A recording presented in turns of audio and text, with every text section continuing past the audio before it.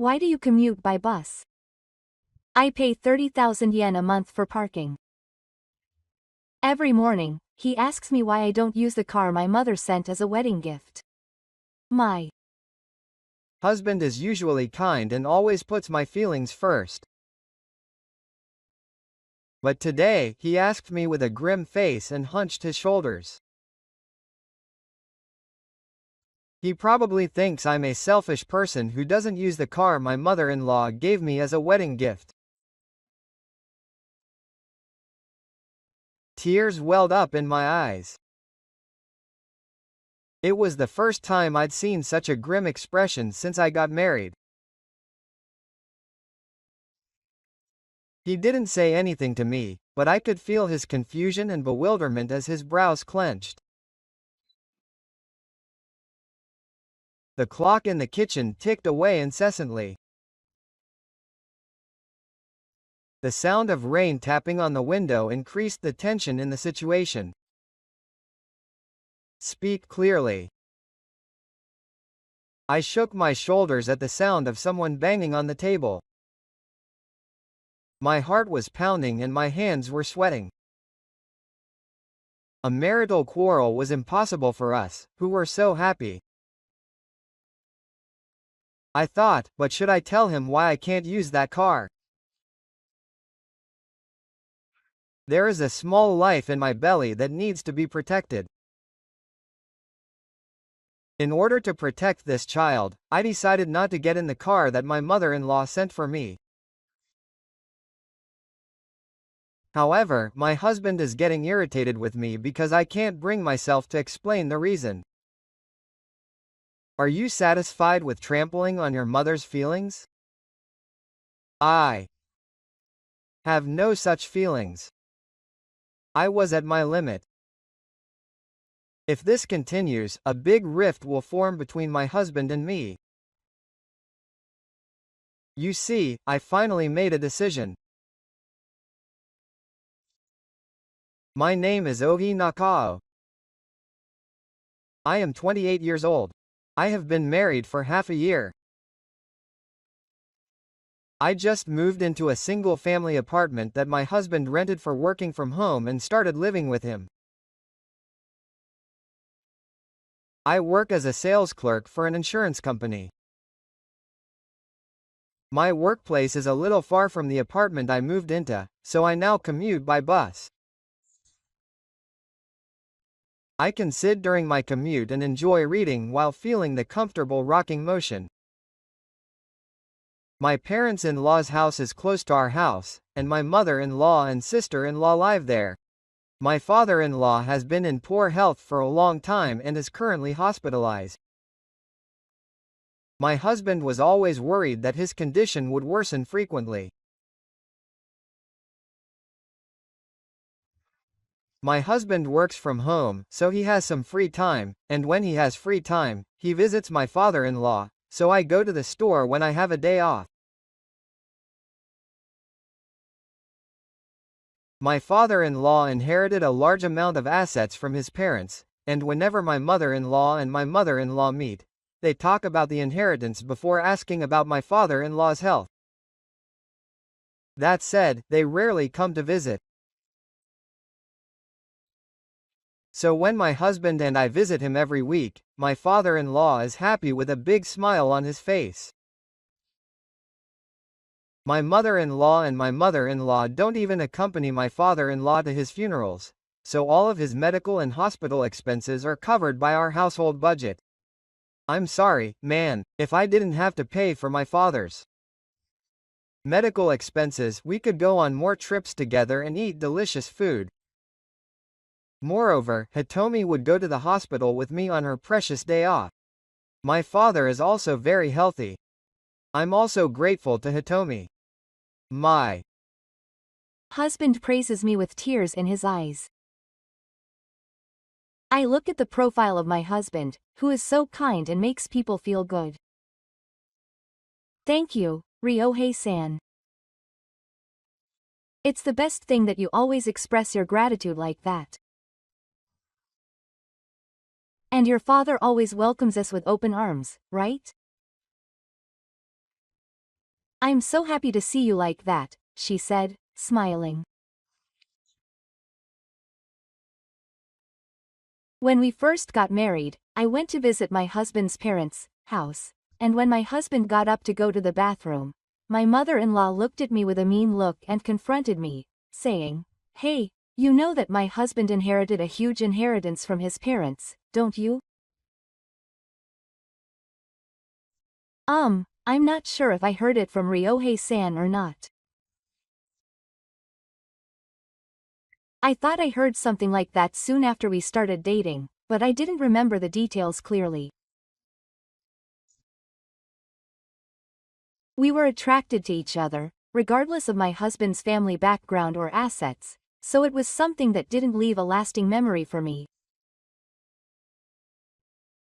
But my mother-in-law knew out of necessity. "That's why you got married. So you were after the money." "No way. So rude." My sister-in-law, who was listening to the story next to me, was like, "Wow, the worst. I couldn't marry for the money. I feel sorry for Ryohei. But I'll tell you one thing. My father's inheritance will be shared between me and my mother. I won't even give it to you." The two of them were laughing and discussing what to buy. I felt very uncomfortable with their inconsiderate laughter. I really loved my husband with all my heart, so I tried to deny it, but at that moment my husband came home and I lost the chance to say anything back. "Oh, what's wrong?" It's not like my husband sensed a strange atmosphere and asked us anything.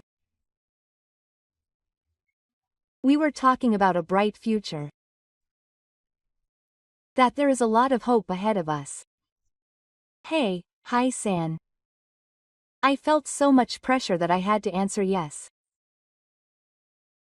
I looked down and couldn't say anything. But now that I think about it, this was still a woman's mouth. My mother-in-law and my father-in-law, who are full-time housewives, would come to our apartment in the evening and order us to make dinner, which had become a daily occurrence.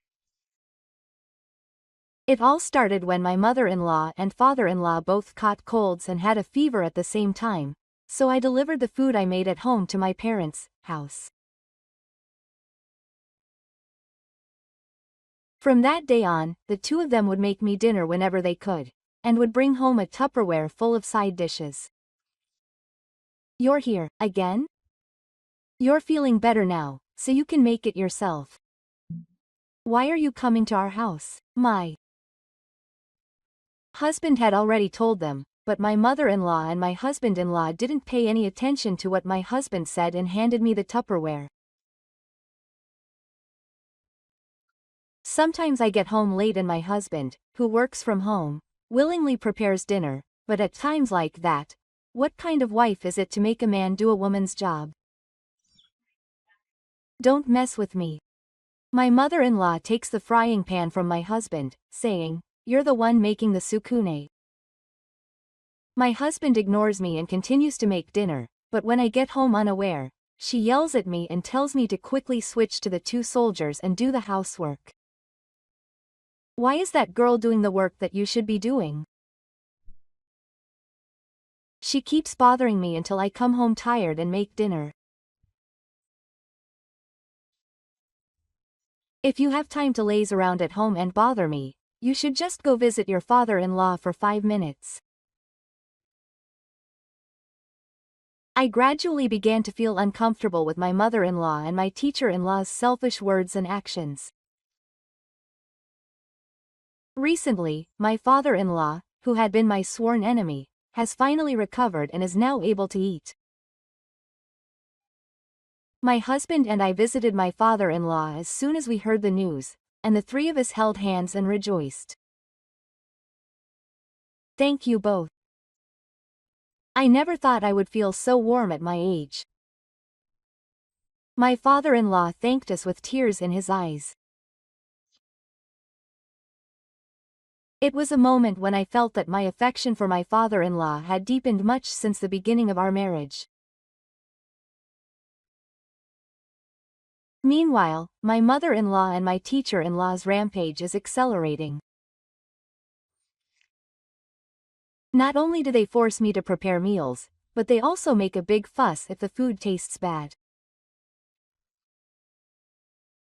Of course, my husband tells me that I don't have to follow what my mother-in-law says, but they make a fuss if I refuse, so I have no choice but to do what they say. I thought I was a patient person until now, but even I have no time to rest because I'm so tired of working, doing housework, and preparing meals for my mother-in-law and my teacher-in-law that I'm worn out. My mother-in-law and my teacher-in-law are full-time housewives and should have plenty of time. I asked about Yoshishi's husband, which I always wonder about. Sister, isn't Keiichi's cooking rich? He doesn't seem to like the food I make. Then Yoshishi said, "Oh, that guy is fine. He's hardly ever at home and has work, but he leaves saying he's going out with friends. I mean, it's none of your business. Don't bring it up in my family situation." Yoshishi said that and took it out on me for my sister-in-law's husband not coming home. But aren't you worried? Is he a friend? Is he cheating? I asked my sister-in-law jokingly about her husband's cheating. And she said, "Oh, there's no way my husband would cheat. Absolutely not. It's Ryohei that worries me. That girl has always been sensitive." When I said that, she looked down on me. I trust my husband, so I don't do anything to shake him off, but I can see through Yoshishi's attempt to hurt me to hide his insecurity about his marriage. How is Kasumi's husband's used car business? Are sales increasing? My mother-in-law often asks Yoshishi, mocking his husband's management of the used car sales company. Well, it's neither good nor bad. But I feel like it's worse than last year. Living expenses are gradually being cut and he doesn't take me out to eat. That's why you should have married a company employee with a stable salary instead of your current husband who runs a used car company, she sighs.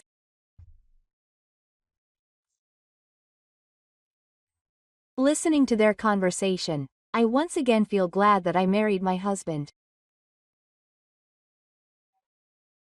Because I realize that we are living happily while supporting each other. 1 month, I didn't get my period, so I took a pregnancy test and found out I was pregnant. Before telling my husband, I went to his house 3 times and he immediately checked the baby's heartbeat with an ultrasound. Just thinking about the new life in my stomach made tears flow naturally. That night, after dinner, when we were alone, I brought it up to my husband. Ryohei-san, I actually went to the hospital today, and my husband looked anxious for a moment, but when he took the eco photo I handed him, he smiled broadly and was overjoyed. Hitomi, I'm so happy. Anyway, from now on, put your health first and don't push yourself until you give birth safely. With a mixture of anxiety and expectation about my first pregnancy, I cried again at my husband's kindness. As we savored the joy of welcoming a new life, I was sure that this family would have a happy future. On my next day at work, I reported to my boss that I was pregnant, and was also explained about the rough 3,000 vacation. He told me that I could work as hard as I wanted, and my colleagues also expressed their joy, which made me feel truly relieved. After a while, I started to feel sick, and the number of days I didn't feel well increased. My husband was concerned about my health and helped me with the housework more than ever before, especially in the mornings. I was so bad at sitting in the mornings that I couldn't make breakfast. When I told my husband about it, he said that he would make breakfast so that it wouldn't be a burden on Hitomi, so don't worry. You can sleep until the last minute before the bus leaves. My husband has been preparing breakfast for me. On the next day off, we went to the hospital together to tell my father-in-law about the pregnancy. Thank you, Ryohei. I'll definitely get better so I can see my grandchild's face. So please take care of yourself and give birth to a healthy baby. I was also happy to see my father-in-law holding my hand and crying. I never thought he would have such high expectations for the baby in his belly. However, when I went to tell my mother-in-law and my teacher-in-law about the pregnancy, they were the complete opposite of my father-in-law. Ah, that's right, I'm pregnant, yes, yes. My mother-in-law answered as if she had no interest and coughed. My teacher-in-law didn't care about such talk at all. What? Are you trying to get me to dominate you? I'm happy. Appealing. Annoying. My teacher glared at me with a look of no joy at all. Report to family. I thought it was natural to tell them, so I reflected that I may have told them poorly. But when I got home, my husband didn't have to worry about what those two people said. He hugged me and said that we were just trying to get the happiness that we could not have, and we were just trying to protect each other. I put my hands on my stomach and entrusted myself to my husband and this child.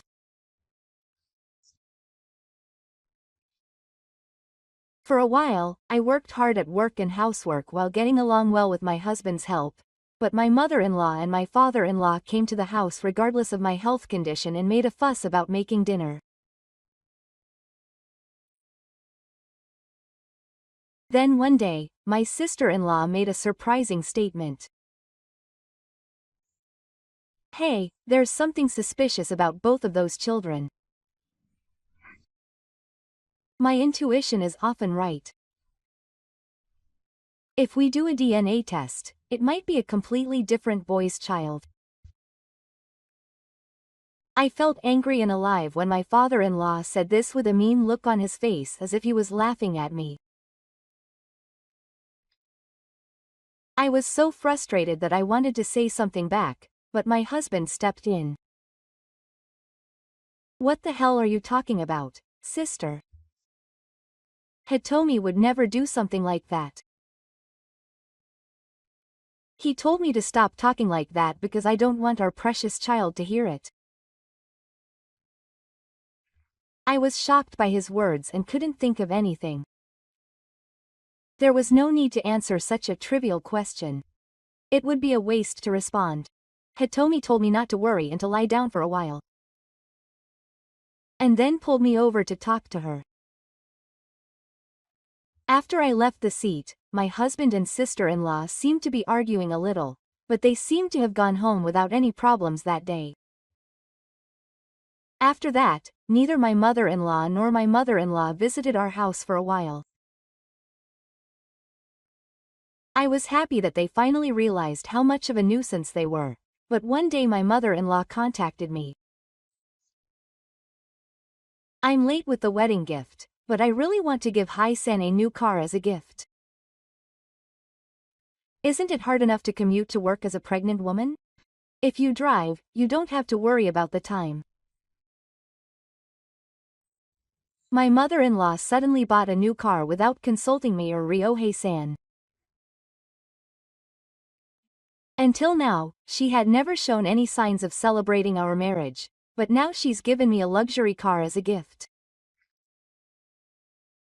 Until recently, she was cold when I told her I was pregnant, but she has changed in a surprising way. This is my feeling, so please continue to take care of me. I felt uncomfortable with this phrase. It's definitely wrong. My mother-in-law is not the type of person who would say such a thing from her heart. Mom, I appreciate your feelings, but I can't accept such an expensive thing. I can go to work as I am now without any stress. I gently declined my mother-in-law's offer. However, she looked blatantly dissatisfied and said, "Isn't it dangerous to take you outside with me because we have to have pregnancy tests and we'll go shopping after the baby is born?" No, there are trains, buses, and taxis around the house, so there's no need. Especially taxis can be used to go to the supermarket with a mother's taxi. Besides, I can make time to go shopping, so it's not a problem. My husband took the phone and my mother-in-law finally gave up and hung up the phone. I was relieved for only a moment. This time, my mother-in-law came to our house with my father-in-law and persistently pushed me about the car. Mom said she was giving it to me for you, but also for the baby in my belly. I don't understand my mother's kindness and consideration. My husband and I looked at each other as if we were being told that we were ungrateful. I wondered what to do, and to add insult to injury, my father-in-law told me to believe in my family and cherish them the most. I looked down and cried, saying that it was sad that I was so doubted, and my husband sighed and turned his gaze to me. Then, with a troubled look on my face, I said that it's true that my father values his family. If I say I won't accept it here and it will damage our relationship, it will be my father who will be sad, and I reluctantly agreed to accept it. Our apartment had no parking space, so we had to rent a monthly parking lot in the neighborhood for 30,000 yen per month. My mother-in-law immediately signed a contract for the parking lot, and my husband and I had to pay the monthly parking fee. To be honest, it was hard to see 30,000 yen go by. However, since it was my husband's decision, I followed through. The new car was delivered immediately and was stored in the parking lot in a state where it could be used immediately. Just to be sure, I asked the company if it was possible to commute by car, and they gave me permission to use the parking lot closest to the entrance on the premises. They said they would leave it open even if Nakao returned from the 3-ball, which was a nice thing. However, I never got in the car and continued to use the bus to commute to work. On the contrary, my husband saw me getting in and not even starting the engine. So why didn't he use the new car? Honestly, if I could commute by car, it would be easier than the bus. My husband asked me curiously, "You might not feel right getting it from your mother, but I pay 30,000 yen a month for the parking space, so I think it's okay to ride it a little bit, right?" I wondered if I should tell him the reason. However, if I don't tell him the reason and don't get in the car, he might think I'm the one who's crazy. I slowly opened my mouth. "If you look under the car, you'll see." Then my husband ran out of the house and ran to the monthly parking lot. I also followed my husband with a flashlight and shone a light under the car. What was reflected was that the lower part of the car was greatly bent, and it was clearly a different shape from the car parked next to it. If it was driving in this state, it would go straight. It also bends on its own. In other words, it was delivered in a state where it would not be strange for a traffic accident to occur. I was terrified after hearing my husband's story. I thought it was a little bent, so I was thinking of getting it checked by a car shop before getting in.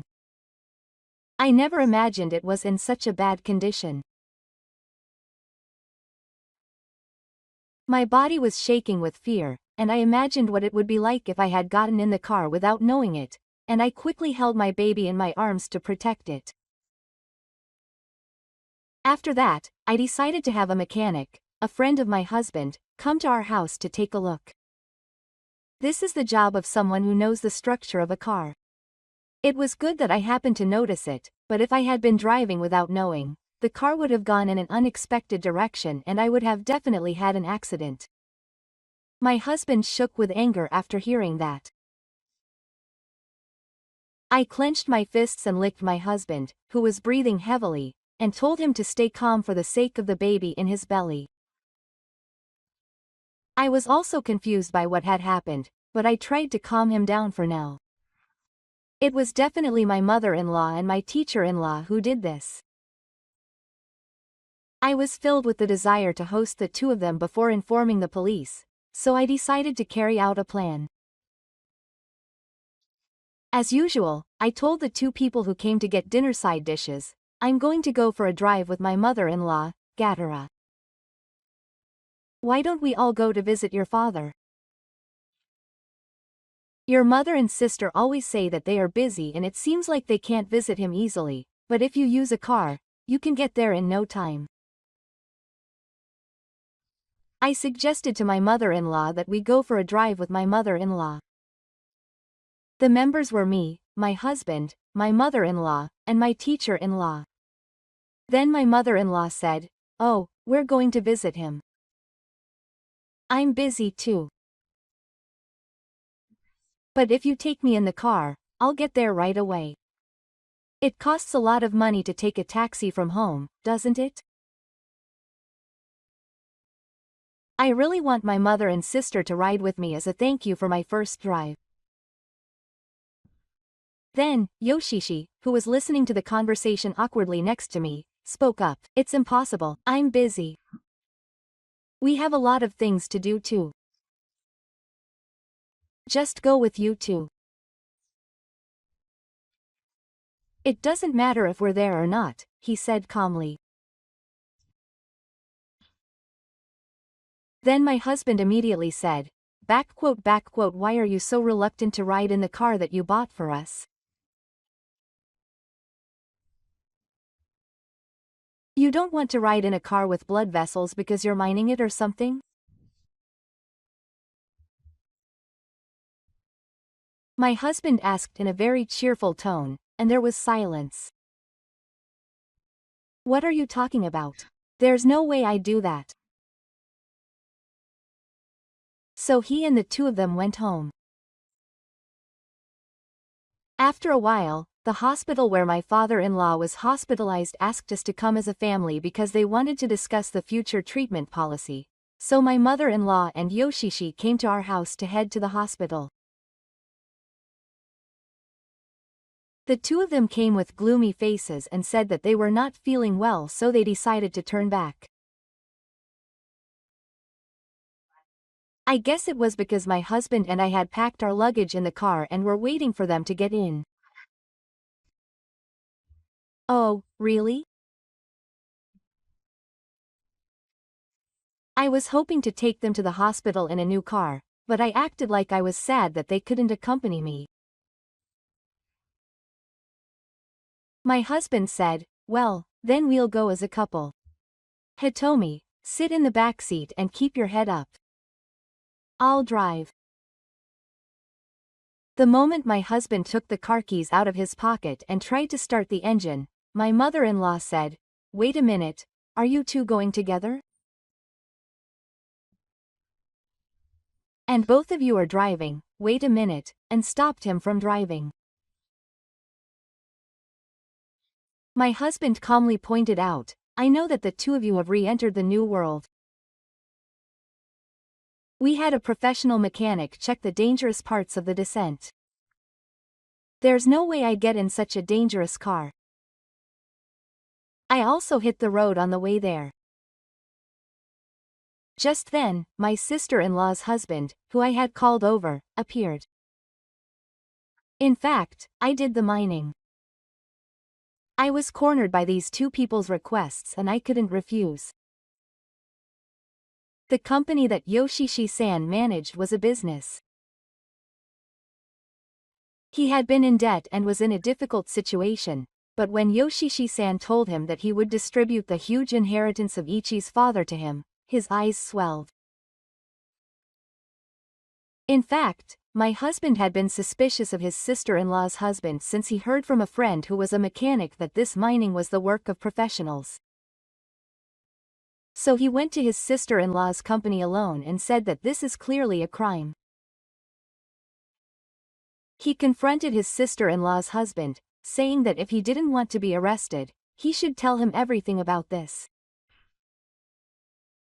Then, with a trembling voice, he revealed the plan. Huh. What are you talking about? I don't know about such a plan. Yoshishi-san, who denies the charges, is clearly in agreement. We just bought him a car for his safety. Didn't this debt-ridden, useless person do it on his own? We don't know. Yoshishi-san's husband, who was forced to take responsibility, was angry. Are you trying to make me the only culprit? He shouted, backquote, have you forgotten that you scattered the inheritance and made me do it? Single quote. However, both my mother-in-law and my brother-in-law looked in the opposite direction and understood without any self-awareness.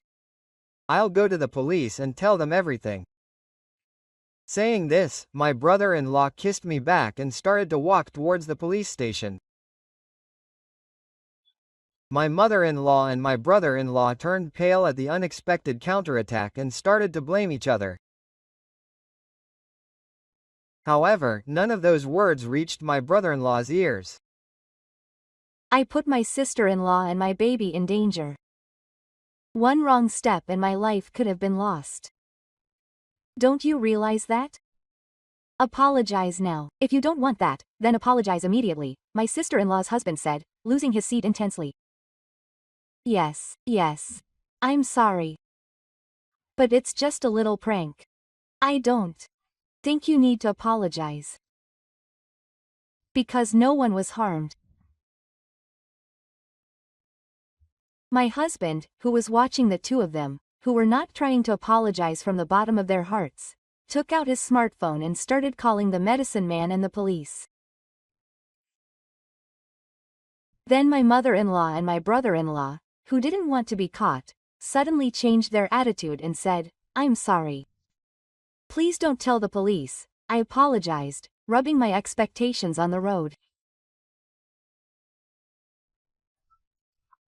We live such a boring life with nothing, but Hitomi has a career, seems to be enjoying her marriage, and even has a child, so I was not amused by her and tried to harm her by digging into her car. I also didn't like the fact that you two were getting along well even though we were unlucky. Their income was coming in steadily and they seemed to be getting ahead of their children, so they bowed their heads and expressed their regrets. But to me, it was just an excuse. There was no way I could forgive them. Don't come near us again. If you do, I'll call the police. My husband firmly declared that he had broken up with the two of them. For my sake and yours, I will forgive you this time, but please don't get involved with us again. He just said this and walked past the two of them, who were sulking, and left the place. A few months later, my husband and I began to live a peaceful life, with my mother-in-law and sister-in-law no longer coming to our house. Behind the scenes, my sister-in-law's husband began to feel more and more regretful about digging into our car, even though he was ordered to do so. My relationship with Yoshishi was not good to begin with, but this incident caused me to completely drift apart and we decided to separate. I ended up staying with my sister-in-law's best friend, who I had been close to for a long time, and we started dating. Yoshishi's husband offered to take care of the tooth that had been taken from my car, and he towed it away. I am truly sorry for the parting at that time. I was involved in an act that put you in danger. I sincerely regret it. I think that from now on I will walk a different path from Kasumi, but I was told that I hope you and Ryohei will be happy. My husband and I were freed from the burden of parking and were able to live a calm and peaceful life. Our bond deepened even further, and we steadily made preparations to welcome a new life. With my mother-in-law and Yoshishi no longer making dinner and gathering on holidays, I had more time, and I was able to visit my father-in-law more often.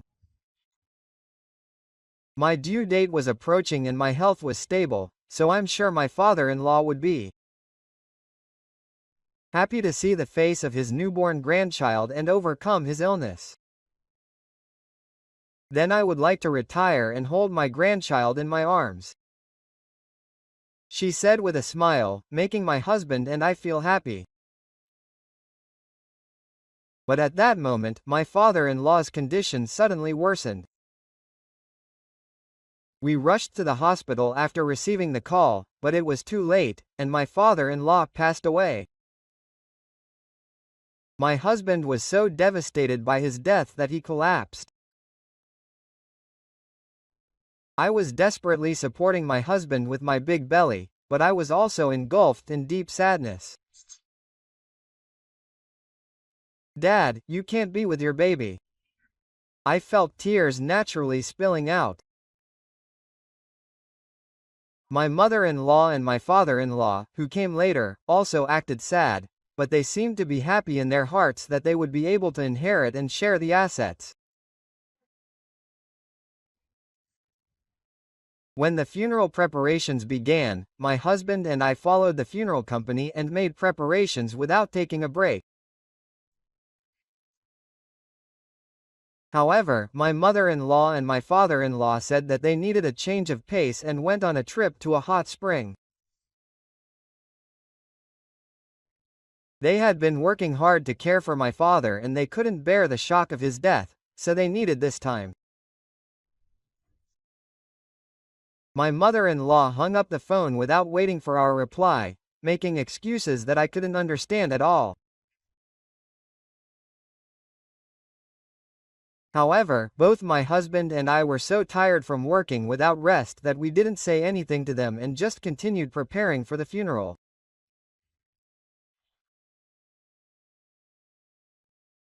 Hitomi was resting and my husband gently told me that it would be difficult to get pregnant with a big belly. But I said, yes, yes. I supported my husband and continued preparing, saying that I wanted to do what I could because my father had taken care of me until the end. The funeral of my father-in-law, who had many social connections due to his wealth, was held in a large funeral hall. The relatives who returned to Ichido blamed my mother-in-law and my teacher, who never showed up, and only Ryohei and his mother-in-law told us, "You did a great job." They said it must have been hard for you as a pregnant woman. The funeral ended quietly, and after sending off the relatives, my husband and I prepared to go home. My husband was called by the funeral director, and I was waiting alone with my luggage near the exit when suddenly someone pushed me from behind and I fell down the stairs. This funeral hall is built in the middle of Kakai Hill, and the narrow stairs next to the exit face a wide road. I fell down the stairs with a scream. When I came to, I saw my husband helping me up from the bottom of the stairs. The baby may have fallen into my stomach. I desperately told my husband about the situation. Then, we were put in an ambulance that arrived immediately and headed to the hospital. The baby. I couldn't think of anything else. I don't care what happens to me. So please just keep the baby alive. I couldn't stop crying as I held my husband's hand.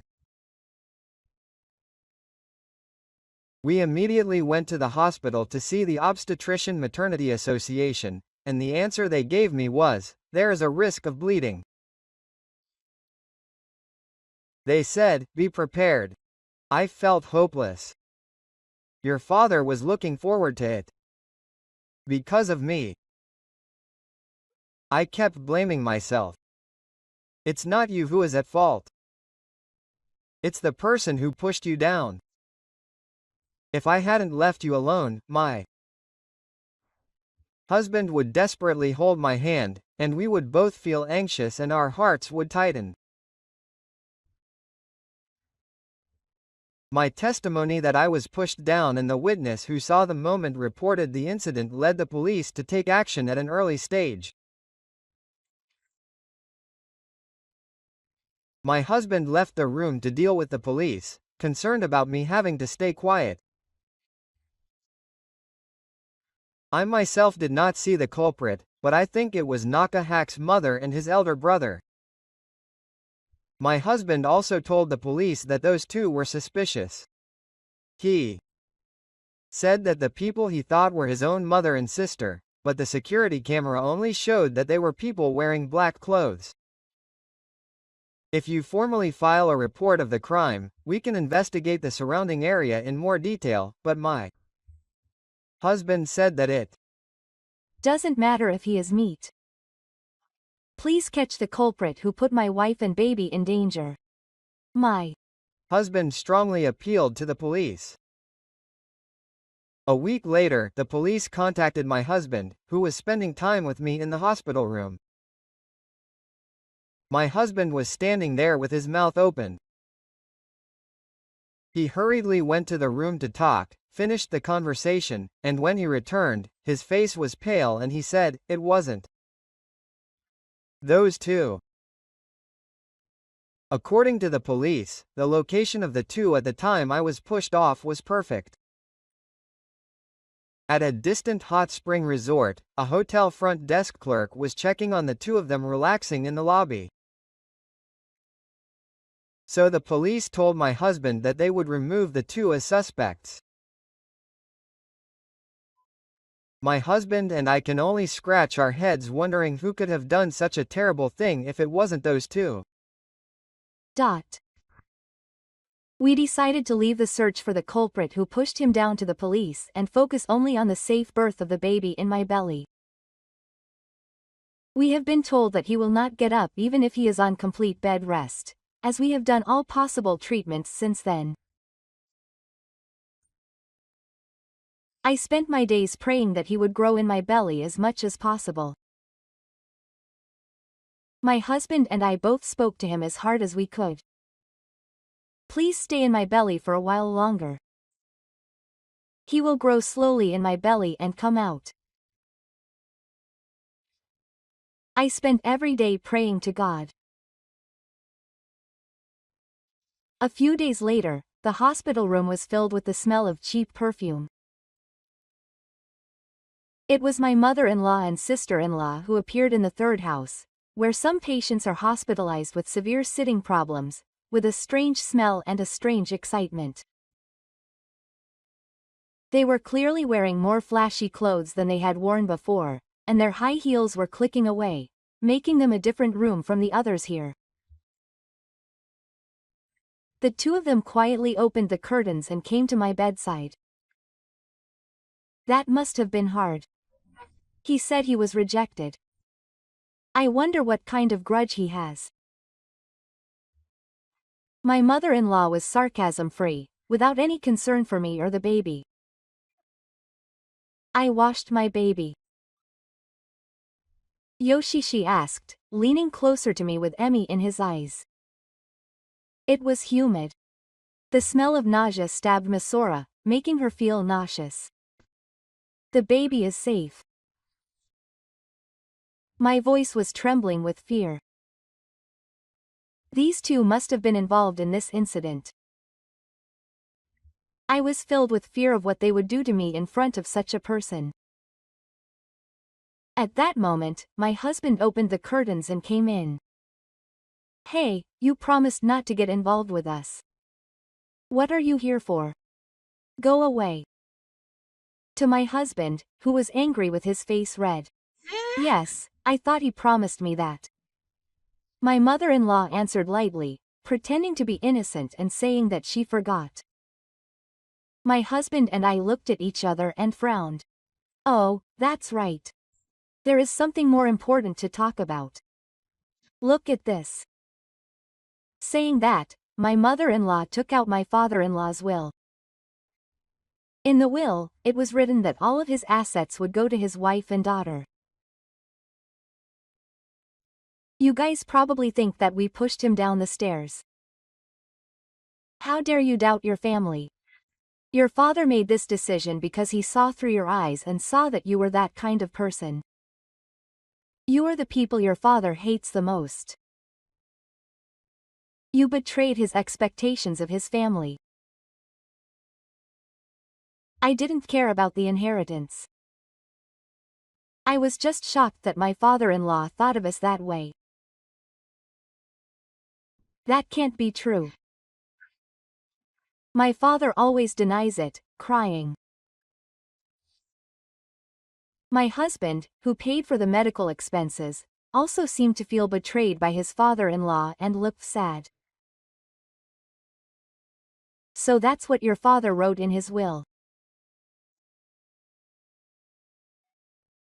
My mother-in-law and sister-in-law were satisfied to see us in despair and stunned. They looked triumphant to their heart's content before leaving. This caused me to lose my appetite, and I would find myself crying before I knew it.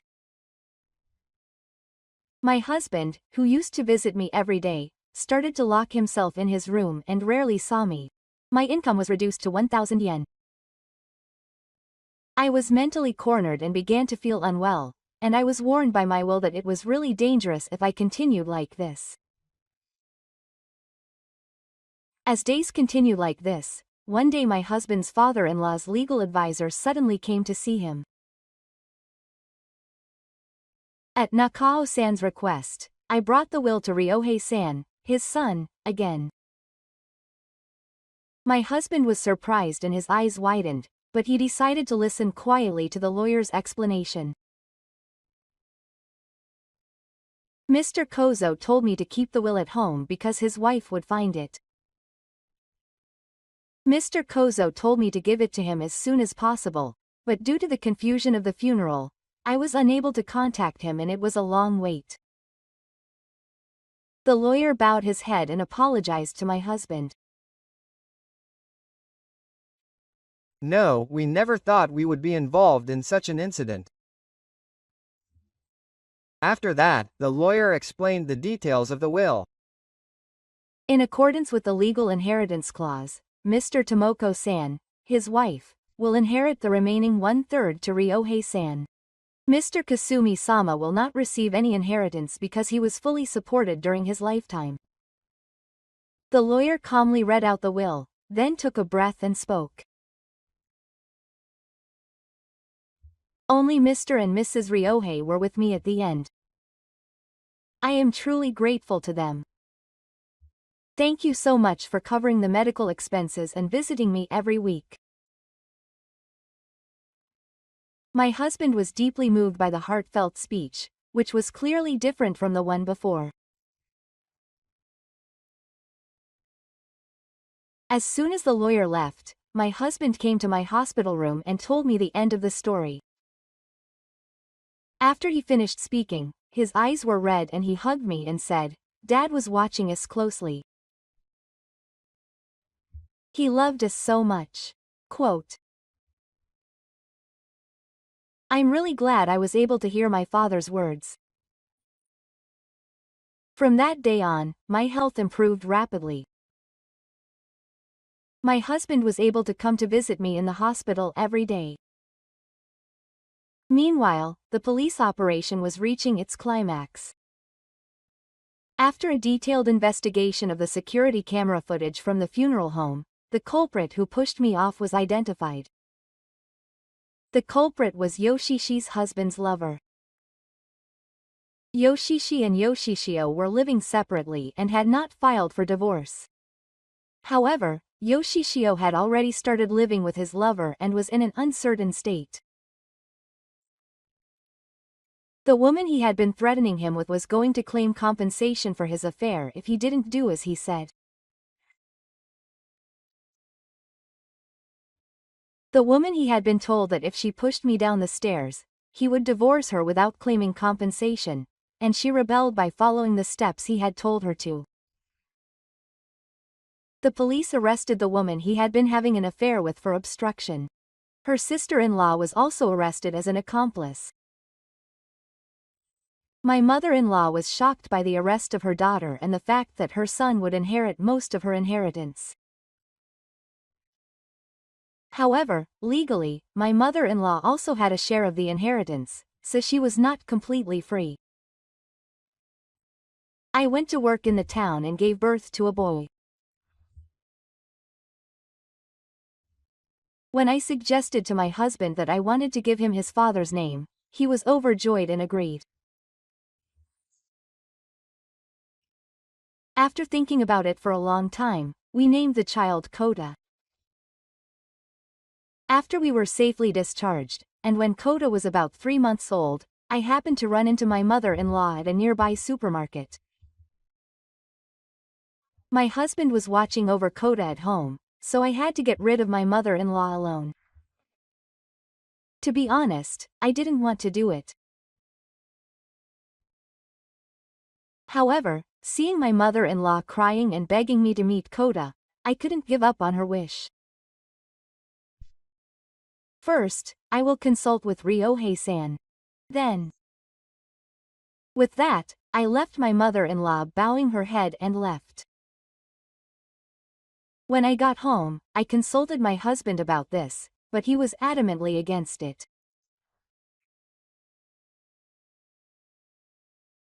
However, I was moved by her words that Kota might need his grandmother's presence, and I asked him to write a contract stating that he would never hurt us again. I then allowed it on the condition that they start by meeting in a public place, not at home. My mother-in-law accepted the condition and hugged Kota with her own hands for the first time. There were big tears in her eyes. Over time, our relationship gradually repaired, and my mother-in-law became closer to being a part of the family in the true sense of the word. My husband and I began to spend happy days with Kota in our new home. My husband used some of my mother-in-law's inheritance to buy me a new house and vowed to love me forever. I was convinced that we could overcome any difficulties together. Kota grew healthy and celebrated his first birthday. I was devoted to childcare, but when I was practicing driving the new car my husband bought in preparation for his return to work, I would drive Kota, who would cry at night, until the sky was bright. I continue to work from home, and I have taken over part of my father-in-law's business, so I am busy every day. Thanks to that, I have a more stable income. My mother-in-law meets Kota regularly and is trying to be a good grandmother in the true sense of the word. She is like a different person, and both my husband and I are constantly surprised. After Yoshishi was given a suspended sentence, he offered to do community service and apologize to us. Although it has not happened yet, I believe that Yoshishi will be bought like my mother-in-law. Yoshishi's husband divorced Yoshishi and broke up with his affair partner, and closed his used car shop, but he started working at a repair shop he knows in preparation for a new future. It felt like everyone was starting to walk towards happiness. On Koda's second birthday, we celebrated with a big celebration, with my mother-in-law joining us in the restored family relationship. When Koda grows up, I want to tell him a lot about his father. That's why I gave it to you by my father. I want you to inherit your kindness and strength. There is a second baby in my stomach. Feeling the warmth of the hand that was extended to me, we hold hands and walk forward.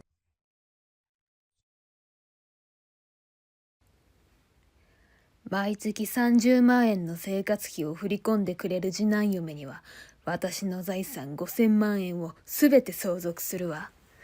あんたみたいな援助もしない他人の貧乏嫁には一銭も残してあげないんだから。義母の表情には意地悪な笑みが浮かび、私を見下すような冷たい目が突き刺さるように感じた。13年間、私は車椅子生活の義母の介護をしてきた。毎日のように送迎する病院、毎食作る栄養バランスを考えた食事、夜中に起こされトイレの介助。思い返せば、結婚して大半は義母のために費やされてきた。長年、身を粉にして尽くしてきた義母から、まさかこんな仕打ちをされるなんて想像もしていなかった。自分の存在そのものを否定されたかのような、そんな私の心を見透かしたかのように、馬鹿にした笑みを浮かべる義母。その目は、私の不幸を喜び、優越感を示そうとしている。決して義母の財産が欲しかったから介護を頑張ってきたのではない。夫の大切な家族だから自分の時間とお金をできる限り費やして義母が生活しやすいようにと努力してきたつもりだ。次男嫁は介護の手伝いどころか見舞いにすら来たことがない。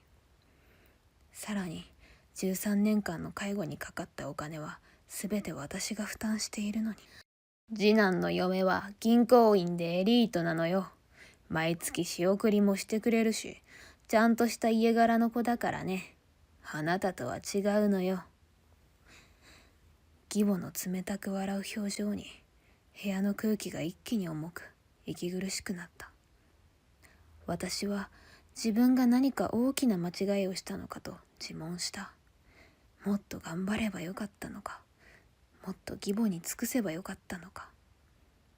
でもこれ以上何をすれば。義母の侮辱の一言一言、私を見下す鋭い視線、そして車椅子から私を睨みつける高圧的な態度に、私と夫はついに決心した。その1ヶ月後、暗闇の中で悲痛な義母の泣き声が響き渡るとは誰も予想しなかった。私の名前は高木雅美、46歳。夫と息子と3人暮らしをしている。息子の俊太は現在大学合格を目指して勉強中。必死で勉強する俊太の姿を見て、私も精一杯応援すべくお弁当屋さんを経営している。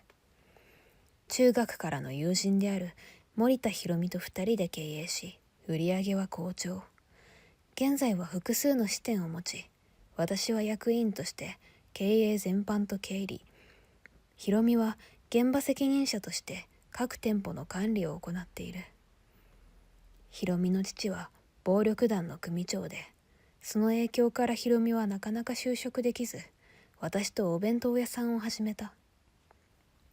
このことは夫には話したが、それ以外の人には秘密でいようと初めに2人で決めていた。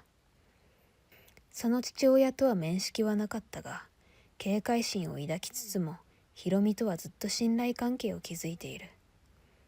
私にはもう一つの顔がある。それは、近所に住む義母の介護だ。骨粗しょう症の影響で、腰を圧迫骨折してから車椅子が手放せなくなった義母を13年前から毎日休みなく介護する日々。義父はすでに他界しており、面倒を見れるのは私だけ。お弁当屋さんを始める前は近所のスーパーでパートをしつつ介護していたが、今は在宅勤務で事務作業ができるので少しだけ自由が利く。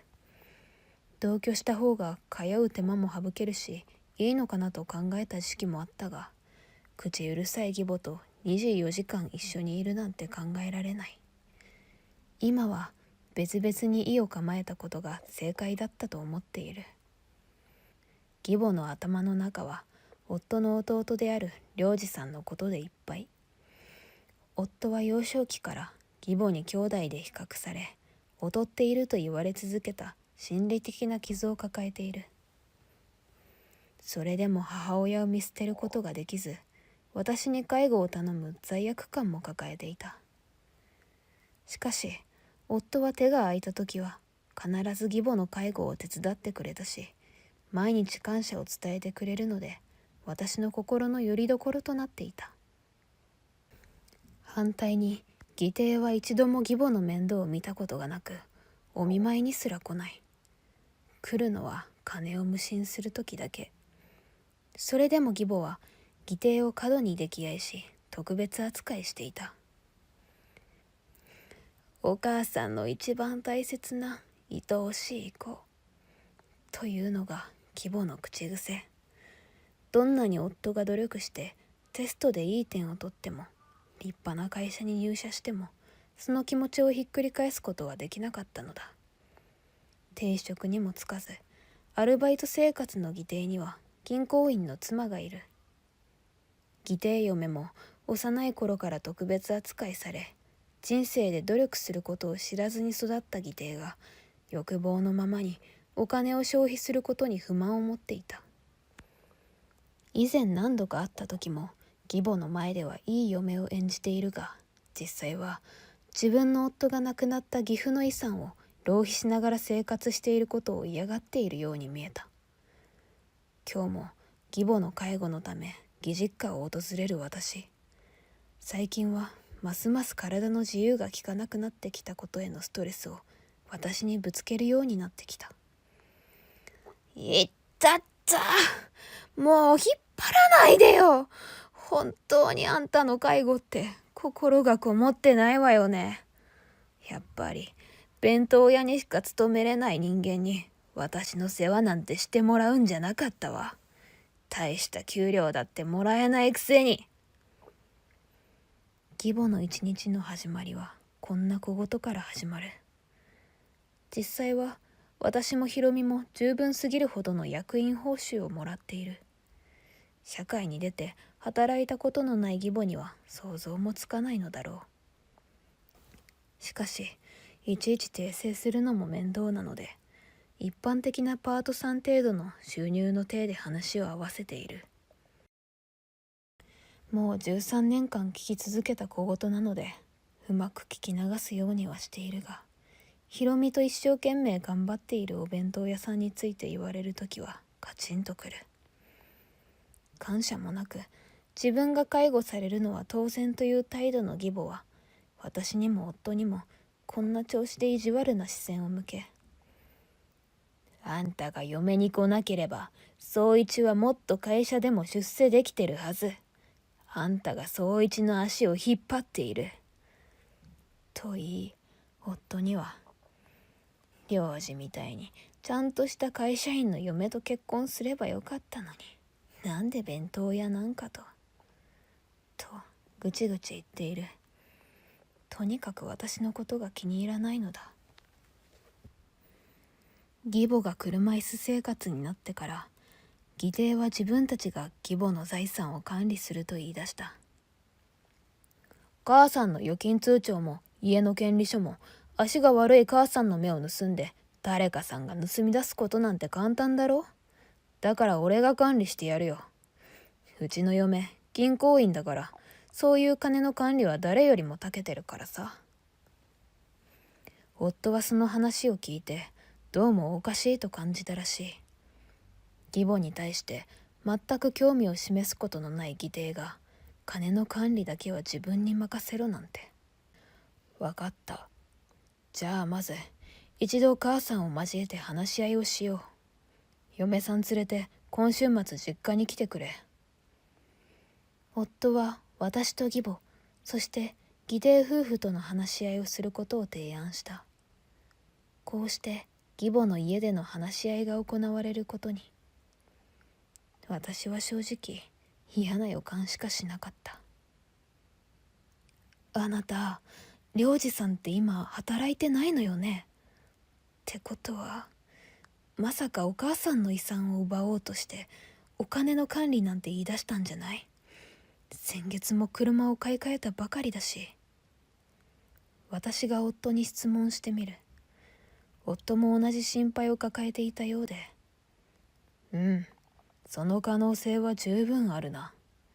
金のことになるとあいつは何をしでかすかわからないから、一度会って釘を刺さないとな。夫も不安げな表情を浮かべながら答えた。話し合いの当日、義弟夫婦は少し遅れてやってきた。義母の介護用ベッドの周りに集まった私たちは早速話し合いを始める。今月から俺と美津子が母さんに毎月30万円の仕送りをすることにした。銀行員である美津子がお金の管理をし、必要な分だけ俺が引き出して母さんに渡すから。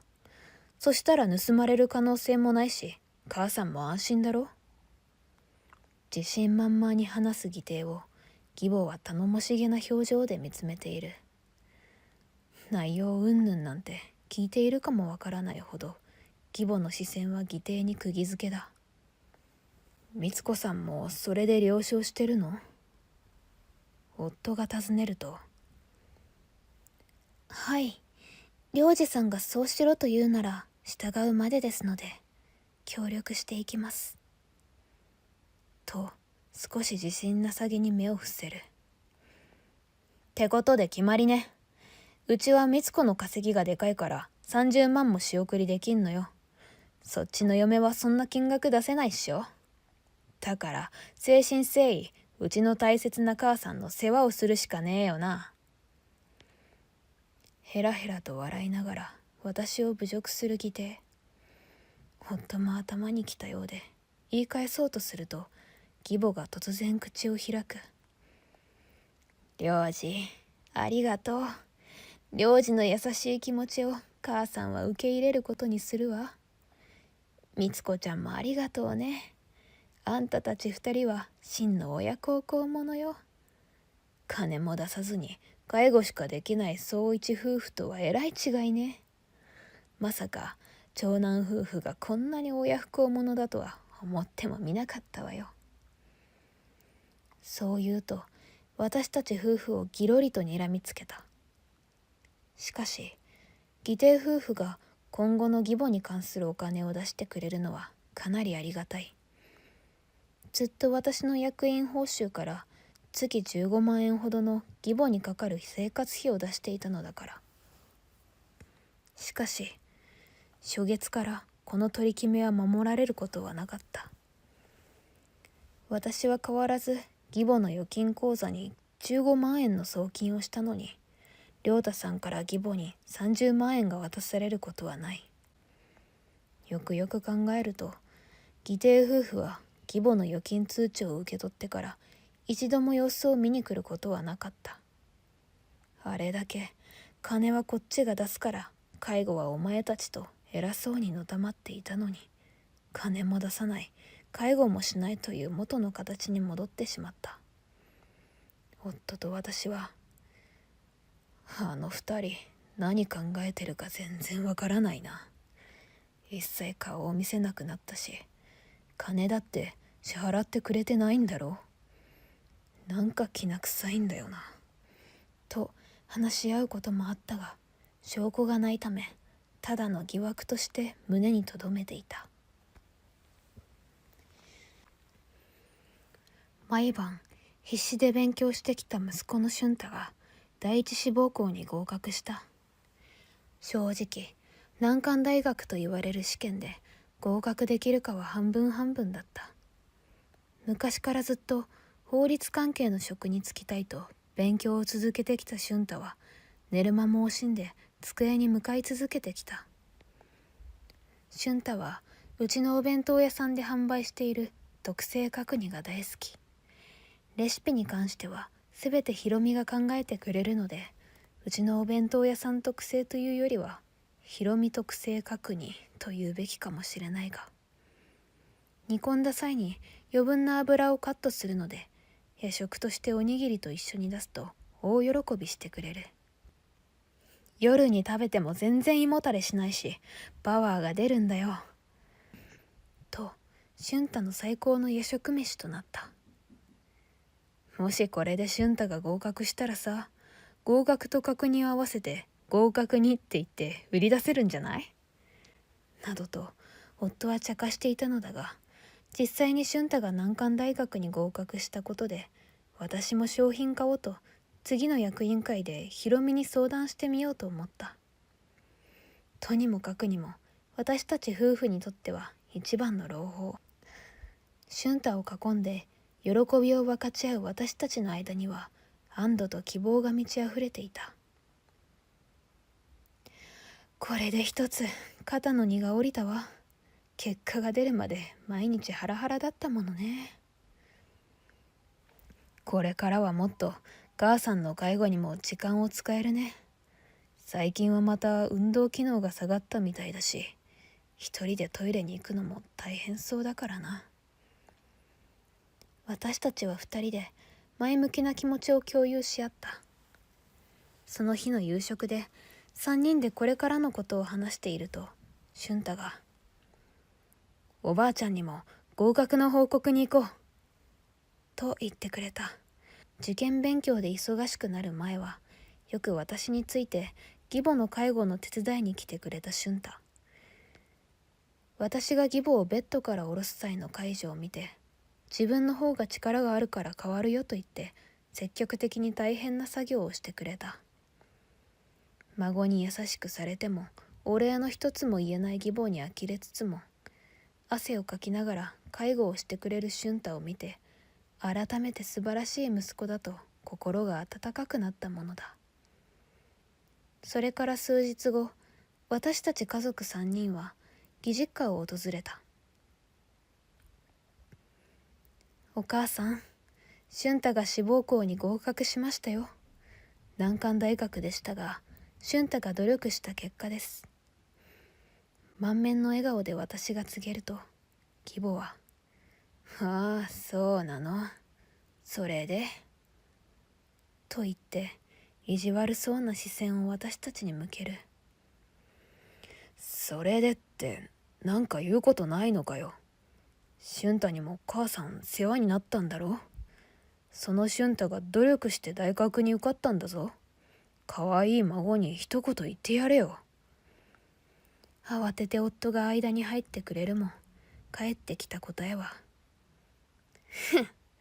親不孝なお前たち夫婦の子供は私の孫とは認めてないから、他人の子供が何に合格したって関係ないね。偉そうに大学だなんて。どうせろくでもない親から育ったんだ。どうしようもない人間にしかなれないだろう。義母から発せられた冷たい言葉が、まるで氷の刃のように私の胸に突き刺さった。俊太を誇りに思う気持ちと義母への失望と怒りが入り混じり、私は言葉を失ってしまう。ちょっと、それはないんじゃないですか、お母さん。私が言い返そうとするも、夫と俊太が呆れた表情で首を横に振り、おばあちゃんはいつもそうだから、もう慣れたよ。だから母さんも気にしなくていいからね。聞き流そう。と明るく振る舞ってくれた。だが、その瞳の奥はひどく傷ついているのがよくわかる。大切な息子を傷つけられたという事実は、私の心の奥底に怒りと憎しみの種をまいた。自分のことならどう言われても構わない。しかし、俊太のことをここまで言ったということは一生忘れることはないだろう。さらに私の心を暗くしたのは義弟だ。夫曰く電話で合格の報告をしたのだが、義弟からは何の反応もなかったというのだ。まるで他人事のように無関心を貫く義弟の態度に私は深い孤独感を覚えたのだった。それからしばらくして私は一人暮らしを始める俊太のために仕送り用口座を作ろうと銀行に行くと、義弟嫁に遭遇した。ちょうど昼休みに入るからちょっと待っててほしいと言われて、近くの喫茶店で落ち合うことに。お姉さん、俊太くんの大学合格おめでとうございます。本当は私からご連絡しなければならないところを、遅くなってしまってすみません。みつ子さんは以前会った時よりも憔悴しているように感じた。いえいえ、大丈夫よ。良二さんにはうちの主人が連絡したって言ってたけど、音沙汰なかったから、何かあったのか心配してたのよ。でも、みつ子さんとこうやって話ができてよかったわ。私がニコッと笑って答えると、みつ子さんは眉を潜めてこう言った。実は私たち、離婚することにしたんです。私は驚きで頭が真っ白になった。驚きを隠せない私に対してみつ子さんは涙ながらに事情を語り始めた。夫がアルバイトを辞めてきたんです。私は少しでも働いてお金を稼いでくれてたらそれでよかったんですが、お母さんから預金通帳を預かってからお母さんの財産を使い込んでいることに気づいたんです。やはり義弟は義母のお金を使い込んでいた。あの時の嫌な予感は当たっていたのだ。最初は夫に言われてお母さんのために財産管理をするつもりでした。でも私は一切預金通帳に触れることが許されず、夫がすべて自分の懐に入れてしまって、実際は自分の贅沢のために使い込んでいたんです。真面目な性格の義弟嫁からしたら、きっと義母への不義理のようで我慢ならなかったのだろう。お金を湯水のように使い、遊びほうける義弟を見て、ついに目が覚めたのだ。ってことは、私が振り込んでいた15万円も。はい、一銭たりともお母さんに渡していません。夫がすべて使ってしまってます。義弟嫁の告白は私にとって衝撃的なものだった。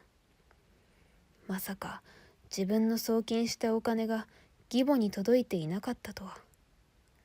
怒りと失望で言葉を失ってしまったが、義弟嫁の苦しい立場を理解し、みつ子さん、あなたは悪くないわ。話してくれてありがとう。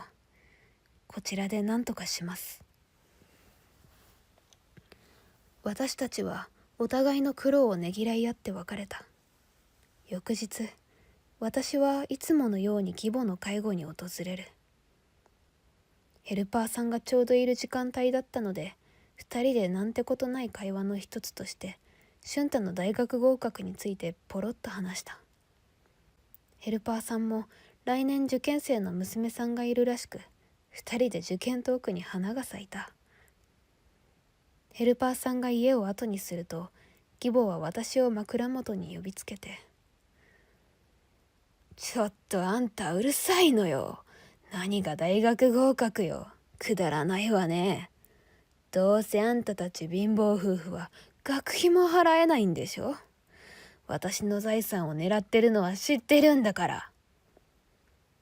義母はおそらく私とヘルパーさんが楽しげに話をしているのが気に食わなかったのだろう。自分が全ての物事の中心にならないと気が済まない人だ。こんな嫌味のためにわざわざ呼びつけて。まあいいわ。今晩この家でははっきりさせましょう。宗一と領事夫婦をここに呼んでちょうだい。義母は問答無用で全員を呼びつけるように私に指示をした。仕方なく私は夫に連絡し、弟夫婦にも連絡してもらうようにお願いした。在宅勤務とはいえ、やることが山ほど残っているが、義母の言うことにノーと言えない自分がいる。仕方なく義実家で雑用をこなして集合時間を待つことにする。夜7時、夫と領事さんが義実家に到着し、話し合いが始まった。義弟嫁は離婚の準備で姿を見せないが、義母はそんなことは全く気にすることなく話し始めた。今日集まってもらったのはこれからのことを話しておきたくて。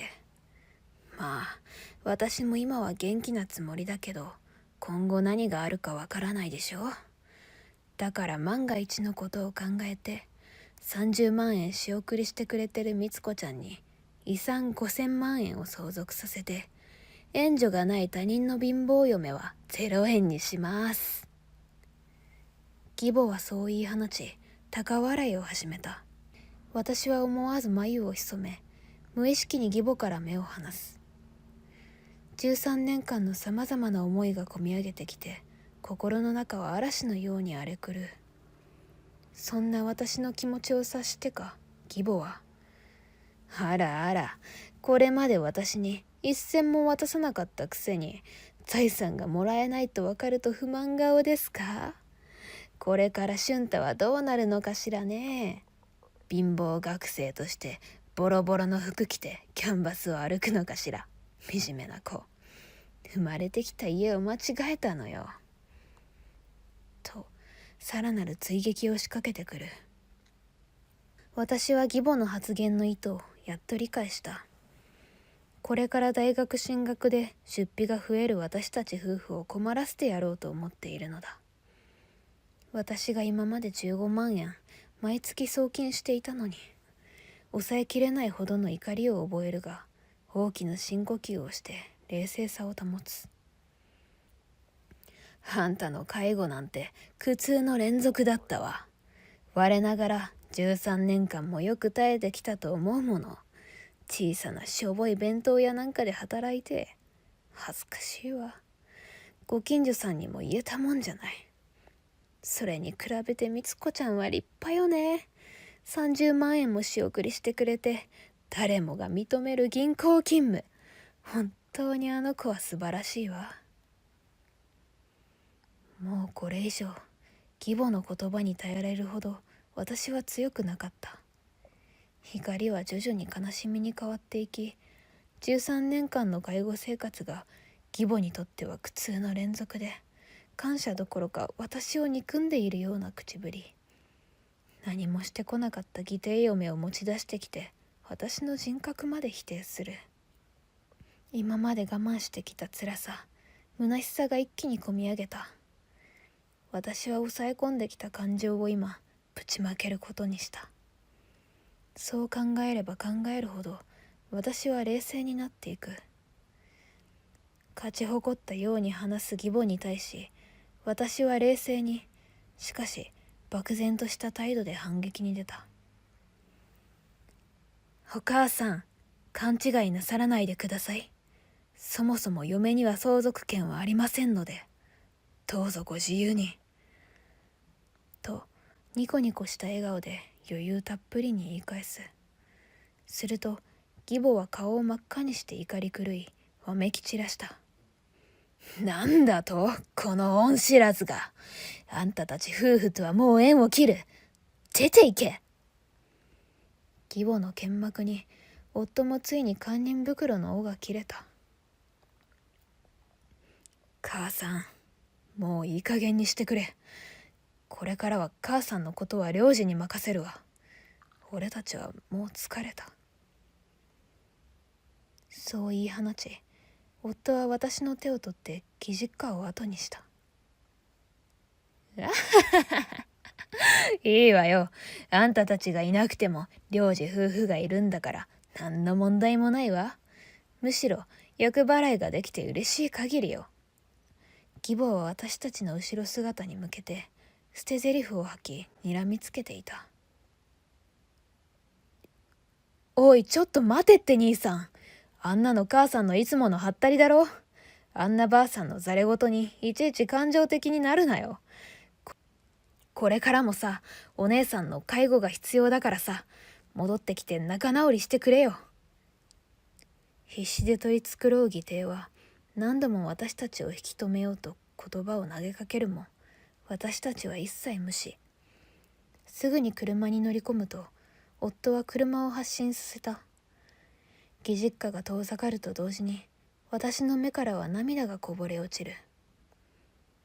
前を見つめる夫の横顔に、私は震える声で語りかけた。13年間、毎日毎日介護をして、こんな仕打ちを受けるなんて。路肩に車を止めた夫は、そんな私を優しく抱きしめて、静かに言った。すまなかった。まさみには申し訳ないと思ってる。でも、もうこれ以上我慢する必要はないよ。君は本当によくやってくれた。ありがとう。その言葉に、私はさらに涙があふれ出て、夫の胸でしばらく泣き続けた。翌日、私は朝一で銀行に行き、義母の仕送りや公共料金の支払いをストップさせた。長年続けてきた経済的支援を断ち切ることで、義母との関係に明確な線を引いたのだ。そして、帰宅してきた俊太へ状況を説明し、これからは家族3人で自分たちの幸せを第一に考えようと約束したのだった。それから1ヶ月が経った頃、義母から電話がかかってきた。ちょっと、公共料金の請求書が送られてきてるわよ。支払いどうなってるのよ。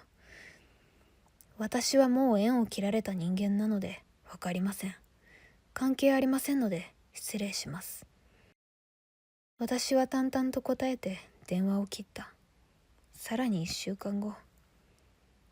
ちょっと、電気が止められたのよ。真っ暗な中どうしたらいいわけ？と、泣きながら電話がかかってきたが、わかりません。領事さんに相談してください。と冷たく言い放ち、電話を切った。義弟はやはり義母に関する支払いを怠っているのか。こんなにもすぐ連絡が来るとは思っていなかった。しかし、私は縁を切られた側の人間。そこに介入することは絶対にしない。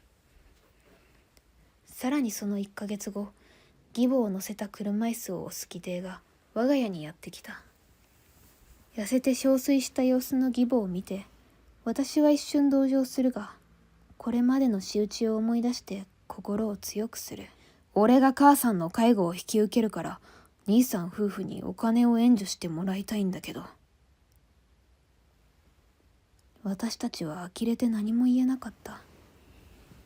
誰も言葉を発することなく、シーンと静まり返る中、義母が口を開く。援助？だって生活費はみつこちゃんが今まで出してくれてたわけでしょ？ならこんな親不孝者たちに援助してほしいなんて頭を下げる必要ないじゃない。義母の問いに義弟は答えることができなかった。私は自分の口から真実を言えない義弟の代わりに口を開く。すでに領事さんとみつこさんは離婚してますよ。すると義母は目を丸くして、どうして私に言わなかったの？と義弟を責め立てた。領事さん夫婦は一度たりとも仕送りなんてしてくれてないですよ。ヘルパーさん代も公共料金もすべてうちで負担してきたんです。この前、お母さんが通帳を領事さんに預けてましたよね。私はその月も15万円振り込んでますよ。なのにどうしてお金がないんですか？私の話を聞いた義母は口を開けたまま呆然としていた。しかし少しすると義弟をぎろりと睨みつける。ごめん、借金があって。義弟は義母の目の前で崩れ落ちて泣き始めた。借金っていくらあるの？義母は目を丸くして尋ねるも、義弟はその質問にすら答えられない。嘘よ、全部あんたのでっち上げでしょ。そもそも弁当屋のあんたが私の生活費を負担するなんてありえない。底辺の弁当売りが見え張るんじゃない。事実を知らされても義母は信じられない様子で私を罵倒し続ける。うちのお弁当屋さんは売り上げが好調で規模の拡大もしています。すべての支社で売り上げ好調なので、お母さんの生活費も負担できたんですよ。私が負担していたのは月15万円ほどでしたが、義弟は義弟嫁がたくさん仕送りしていると自慢したかったから、勝手に30万円仕送りしていると嘘をついていた。それから良二さん、お母さんの財産をすべて使い果たしたらしいですよ。光子さんが直接私に教えてくれました。私は銀行で義弟嫁に会った時にそのことも教えてもらっていた。もう一つ聞いた話によると、最初の半年で預金通帳の1000万円を使い込み、さらにお母さんの名義でキャッシングまでしていたそうですよ。義母はみるみる顔面蒼白になっていった。すると急に態度を変えて義弟を押しのけ、私と夫にすり寄った。そう一、やっぱりあなたは長男なだけあってしっかり者で一番の息子よ。お母さんを見捨てないでちょうだい。そして私にも、まさみさん、私が間違ってたわ。お金を払ってくれてると知ってたらこんな事態にはならなかったのよ。どうか許して。鼻をすすり上げる義母の目からは少しの涙も見当たらない。義母が心からの謝罪をしているとは到底思えなかった。私が答えを窮していると夫が、母さん、俺らは親不孝者だからこれから一切関わらないよ。領事に心置きなく頼りなよ。昔から一番大切な愛おしい息子って言ってたもんな。と淡々とした話しぶりで義母の頼みをきっぱりと断ったのだった。その後、義弟の借金事情が明らかになっていく。義母のすべての財産を使い切った義弟は勝手に義実家を担保に借金までしていた。返済を迫られるも支払える金などない義母と義弟は義実家を処分した。その後2人はボロボロのアパートで暮らし始める。2人が借りれたアパートは狭く、車椅子での生活が困難だった。義母は日々生活する上での苦労に涙を流した。そんな母を見かねて義弟は仕事を探し始めるが、年齢と経験不足から低賃金のアルバイトしか見つからない。借金の返済と生活費をどうにか借りれないかと、私の経営するお弁当屋さんにも2人で来ることもあった。店の前で私を呼ぶようにスタッフに詰め寄ったり、お客さんの前で大声で、お金貸して、あなたの義母が困ってますよと叫ぶこともあったが、私は一切の対応を夫に任せ、無視し続けた。しばらくすると、2人は私たちを頼ることを諦め、穏やかな生活が訪れるようになる。俊太も無事に大学の近くにマンションを借りることができて、夫婦二人で静かな暮らしを送っていた。育児と介護が落ち着いて、お弁当屋さんの仕事に集中して、もっとお店を増やしていこうと思っていた矢先、SNS でうちのお弁当屋さんを批判するコメントが突然増えた。私は最初のうちは何かの間違いだと思っていたが、日に日に批判の声は大きくなっていき、不安がどんどん膨らんでいく。ある時は弁当を食べた人がお腹を壊したとか、虫が入っていたとの嘘の情報が拡散されて流された。お店の売り上げも軒並み低迷して、私もひろみも頭を抱えていた。さらに悪いことに、ひろみの父親が暴力団の組長だという情報まで流れ出し、ますます客足は減っていった。ごめんね。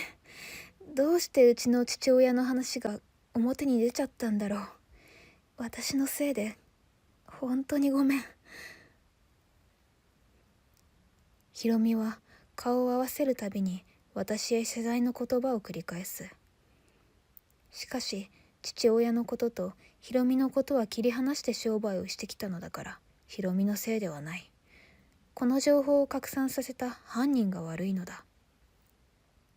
私は SNS でこのことを拡散させた犯人を割り出すために、知人の IT の専門家や弁護士に調べてもらうと、犯人はすぐに判明した。高木良二、義弟だった。私はすぐに義弟に連絡を取り、誹謗中傷をやめるようにお願いした。しかし、はあ？俺のわけないだろう。お前たちとは完全に関係を断ち切ったんだから、こんなことで連絡してくるなんて。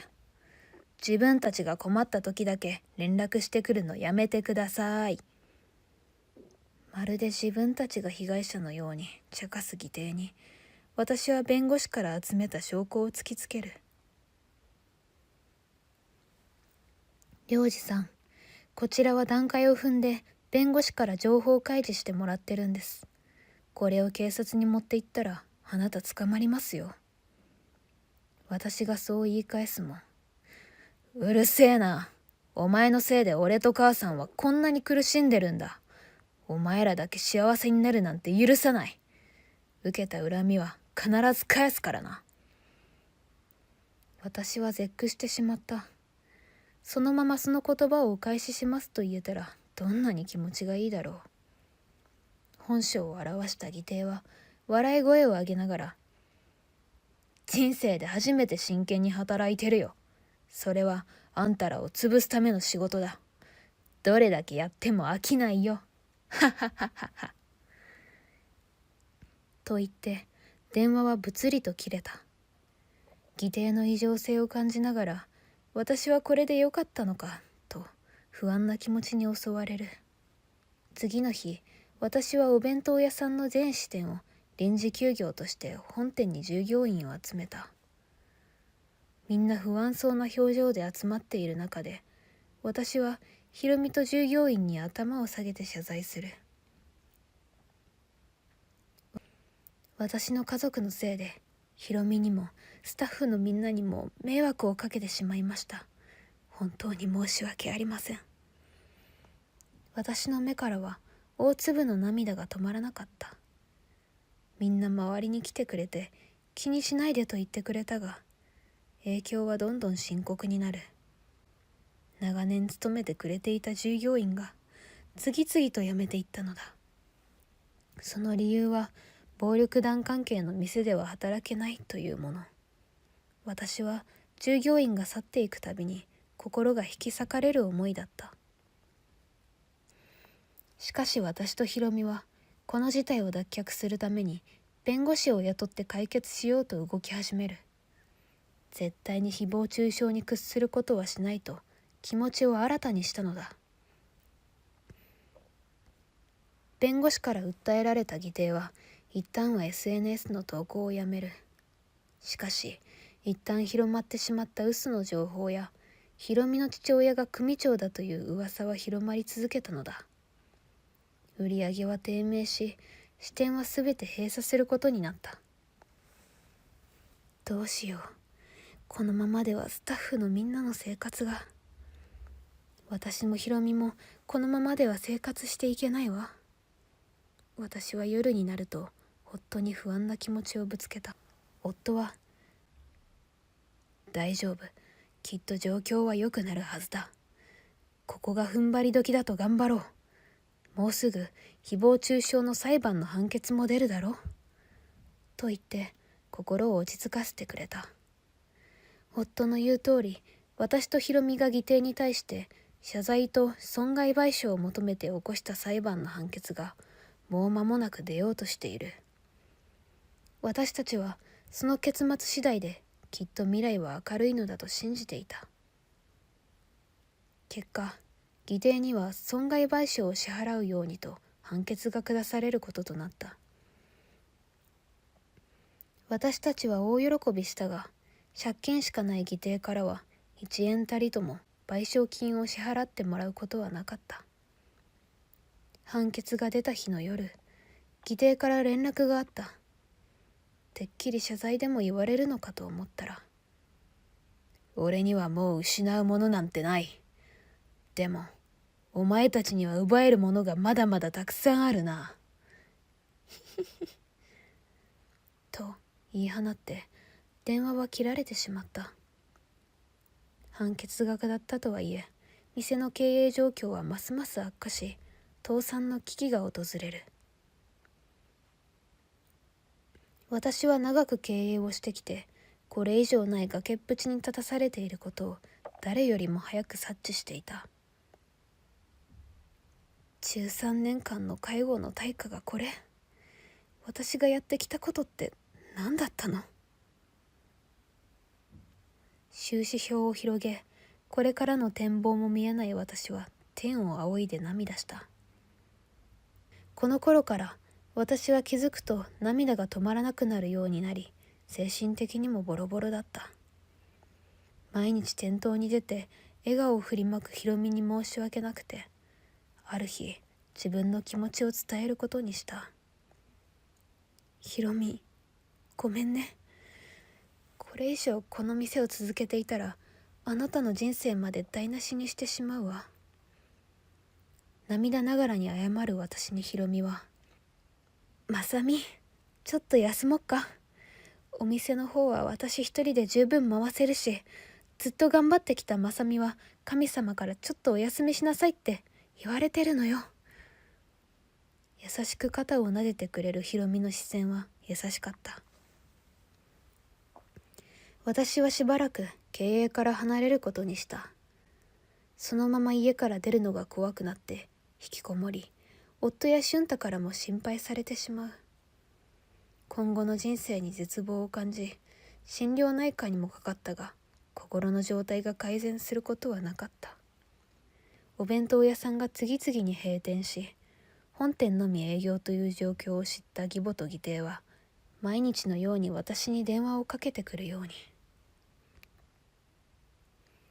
まるで息を吹き返したかのように喜び勇んで、まさみさん、あんたの店残り1店舗なんだって。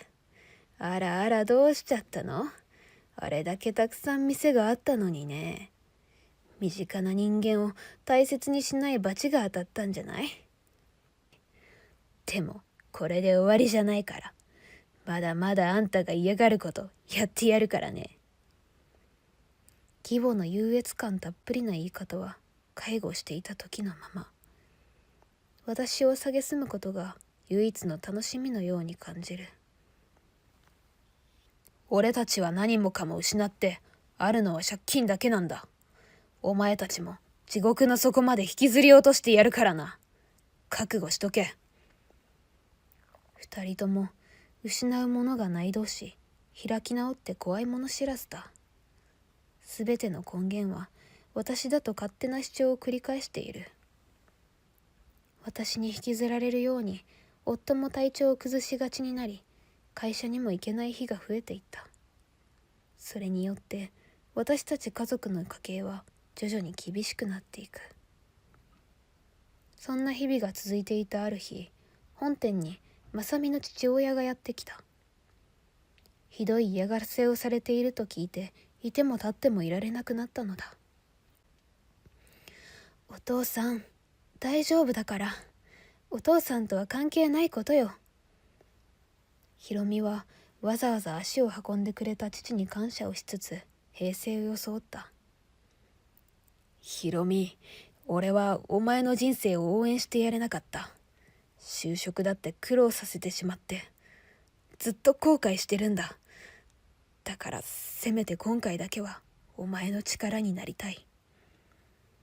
そう言うと、ひろみの父は独自のルートで嫌がらせをしている義弟と義母のことを調べ上げた。義弟が地元の消費者金融から多額の借金をしていること、そしてその借金を返済するために詐欺まがいの仕事をしていたことなど、次々と情報を得ていく。法律の範囲内でお願いしたいことがあります。そう言って消費者金融の社長に接触。義弟の詐欺行為の証拠とともに法的手段で借金の回収を進めるように助言した。気づくと毎日のようにかかってきた義母と義弟の嫌がらせ電話はピタリとなくなっていた。それに気づいたのは夫。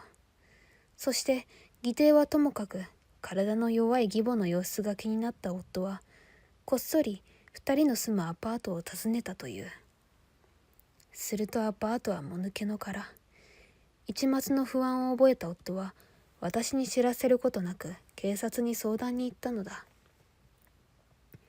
警察の調べで2人はすぐに見つかった。地方の貧困地区に移住していたのだった。消費者金融からの取り立てが厳しくなり逃げ出した義弟を消費者金融側は借金回収のために法的手段で所在を突き止め強制執行に乗り出したのだ。地方の介護施設で義母は車椅子生活を続け、義弟はその介護施設で用務員として働くことになったという。借金を返すために毎日厳しい労働に従事する義弟と質素な施設生活を送る義母。夜逃げ同然で引っ越した先には誰一人知り合いがおらず、以前のような贅沢はできない環境。二人の現状を知った私はひろみの父親に尋ねてみた。すると返ってきた答えは、消費者金融は怖いものだよというのみ。私はさーっと血の気が引いてしまい恐怖に駆られた。しかしひろみの父は、私は何もしていないよ。ただ彼らの借金のことを正確に伝えただけさ。と意味ありげに笑うのだった。私もひろみも何らかの形でひろみの父が関与したことを察するが、それ以上は追求しなかった。二人きりになってからひろみは、大丈夫よ。父は法律の範囲内でしか動かないから。と私に説明してくれた。時間が経つにつれて嘘の情報は徐々に忘れられて、私たちのお弁当屋さんにもお客さんが戻ってくるようになる。従業員が都度辞めてしまったので、私も昔のように現場で働くことに。お客様と接したり笑顔で対応しているとすっかり体調も良くなり、通院しなくてもいいほどに回復していった。お弁当屋さんは再び順調な売り上げを上げるようになる。私はひろみの隣で出来上がったばかりのきんぴらを弁当に詰めていた。ひろみ、今日もきんぴらばっちりね。あっという間に売り切れちゃいそう。うん。まさみが新商品で開発した合格にもお客さんから人気なのよ。今度の雑誌の取材もよろしくね。私とひろみの絆はさらに深まり、時間を共有することで気づくと笑顔になっている自分がいた。俊太も義母や義弟に邪魔されることなく元気に大学に通っている。たまに帰ってきては私たちに元気な姿を見せてくれるのが一番の喜びだ。まさみが笑顔でいてくれるだけで幸せだよ。隣で夫がささやく声に私はハッとする。少し前まで笑顔があふれるなんてことはなかった。義母や義弟のことを思い出して、あの試練があったから今の幸せがあると前向きに物事を考えられるようになっている自分に気づく。人生は長いの。誰にでも過ちはある。大切なのはそこから何を学ぶかだね。と、新しく入ってきたスタッフへ語りかけた。新人さんたちはこの店のこともしっかりと理解して入社してくれた子ばかり。中には俊太と同じ年の子もいる。心機一転、新しい風を吹き込みつつ、私とひろみは互いの苦難を乗り越えることができたと安堵する。かつての苦しみは今では私を強くする糧となっていたのだった。